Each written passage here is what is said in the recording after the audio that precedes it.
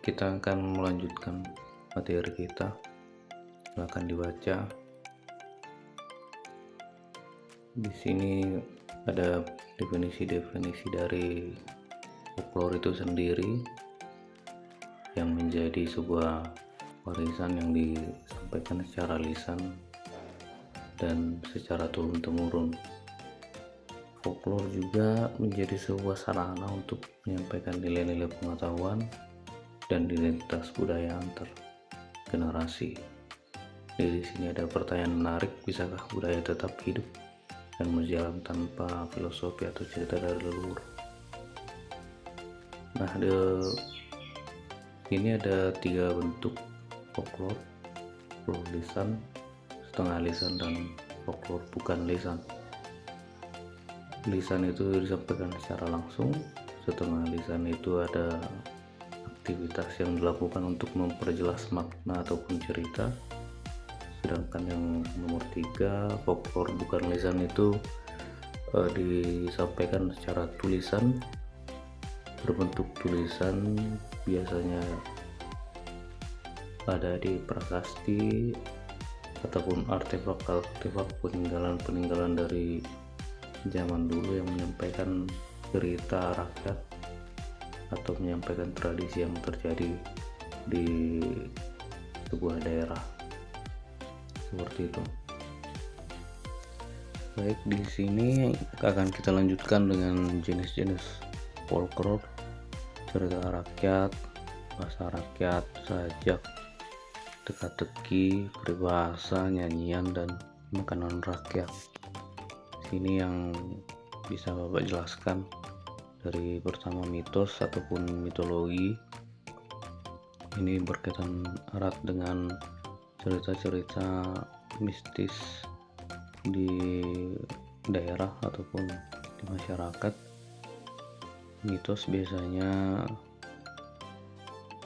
tindakan yang dianggap bisa menimbulkan efek ataupun dampak negatif di sebuah daerah. Ada yang percaya, ada yang tidak percaya juga, namanya mitos seperti itu. Untuk legenda dipercaya di masyarakat sudah diwariskan secara turun-menurun dari generasi ke generasi, memiliki bukti kuat yang dipercaya juga di kalangan masyarakat. Sedangkan dongeng itu bisa hal yang imajinatif, memang karya ataupun ciptaan dari manusia itu sendiri. Di sini ada bahasa rakyat yang memiliki beberapa bagian,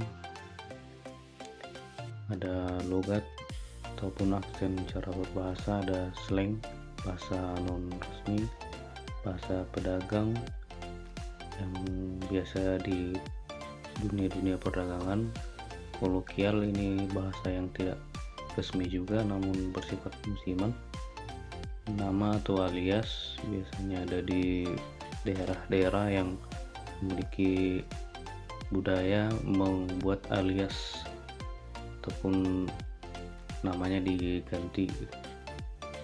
Kemudian ada gelar bangsawan, bahasa bertingkat, dan onomatopoetis.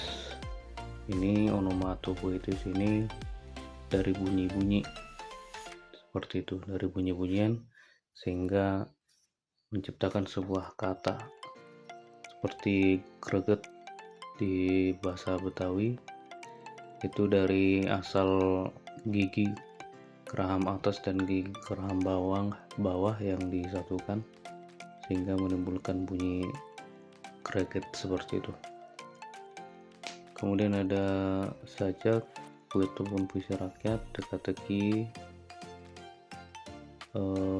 rakyat, tentunya banyak ya teka-teki rakyat.